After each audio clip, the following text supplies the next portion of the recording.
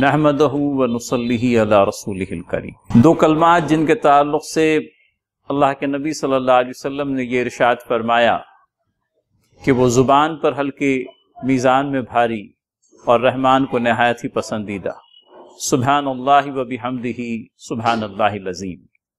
حدیث صحیحہ کے اندر میں سبحان اللہ و بحمدہ اس وظیفے کا تذکرہ آتا ہے کہ جو شخص دن میں 100 مرتبہ اس وظیفے کے پڑھنے کا اہتمام کرے، اللہ تعالیٰ اس کے گناہوں کی مغفرت فرمائے گا، اگرچہ کہ اس کے گناہ سمندر کی جھاگ کے برابر ہی کیوں نہ ہو۔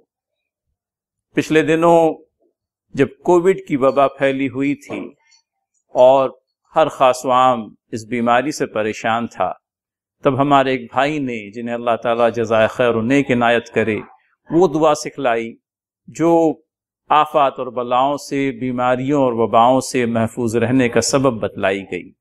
بسم اللہ الذی لا یضر مع اسمہ شیء فی الارض ولا فی السماء وہو السمیع العلیم۔ صبح و شام کی نمازوں کے بعد میں کم از کم 3 مرتبہ اس دعا کا اہتمام فرمائیں۔ اللہ تعالیٰ کی ذات سے امید ہے کہ وہ آسمانوں اور زمین کے اندر میں جو بھی چیز ہم لوگوں کے لیے ضرر رساں ہیں، اللہ تعالیٰ اس سے ہماری حفاظت فرمائے گا۔ پھر اللہ تعالیٰ کے نبی صلی اللہ علیہ وسلم سے یہ وظیفہ بھی ہم لوگوں کو ملتا ہے، دن میں 7 مرتبہ حسبی اللہ لا الہ الا ہو علیہ توکلت وہو رب العرش العظیم، اس وظیفے کا اہتمام کریں اور اس کے بعد میں اللہ تعالیٰ سے دنیا و آخرت کا جو خیر آپ مانگیں گے، اللہ تعالیٰ اپنے فضل سے عطا فرمانے کا وعدہ کرتا ہے۔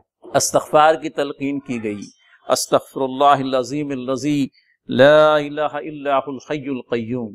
یہ وہ استغفار ہے جس کے سلسلے میں اللہ کے نبی صلی اللہ علیہ وسلم نے یہ ارشاد فرمایا کہ سمندر کے جھاگ کے برابر بھی بندے کے گناہ ہوں، اللہ تعالیٰ اپنے فضل سے معاف فرمائے گا۔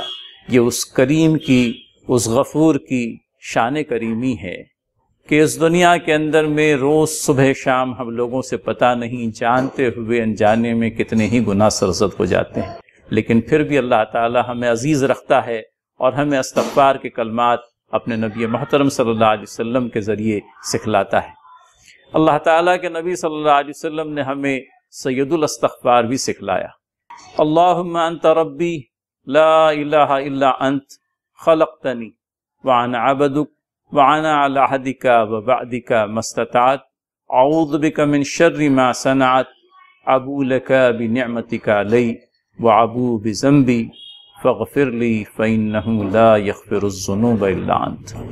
دل کی عمیق گہرائیوں کے ساتھ میں ایمانی کیفیت سے لبریز ہو کر اللہ تعالیٰ سے استغفار کریں کہ باری تعالیٰ تو ہی میرا رب ہے، میری پیدائش اور میری تخلیق بھی تیری ہی ذات سے وابستہ ہے، میں تیری ان تمام تر نعمتوں کا معترف ہوں جو تیری ذات باری تعالیٰ نے مجھ پر فرمائی ہے، اور مجھے اپنے گناہوں کا تیرے حضور بھرپور اقرار ہے۔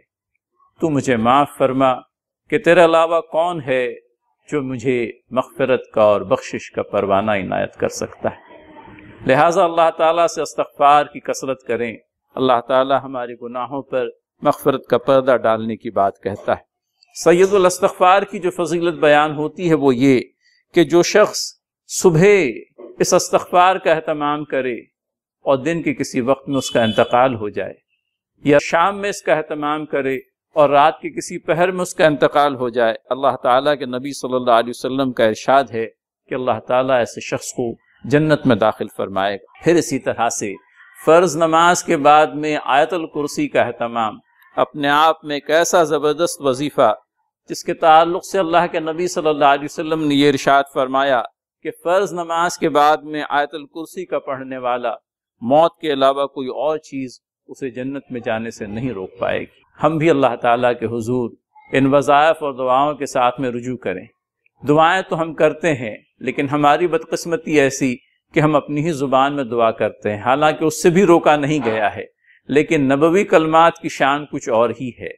اللہ تعالیٰ کے نبی کے سکھلائے ہوئے کلمات میں دعا کرنا، ان وظائف کو دہرانا اللہ تعالیٰ کی پسندیدگی کا باعث ٹھہرے گا، اور انہیں سمجھ کر پڑھنا ہے، رٹے رٹائے طوطے کی طرح نہیں پڑھنا ہے، وگرنہ یہ عمل کے ضائع ہو جانے کا خدشہ لاحق ہو جاتا ہے۔ اللہ تعالیٰ سے دعا ہے کہ وہ ہمیں قرآنی دعاؤں کا اور نبوی دعاؤں کا اہتمام کرنے کی توفیق و ہدایت بخشے۔ آمین یا رب العالمین۔ والسلام علیکم ورحمۃ اللہ وبرکاتہ۔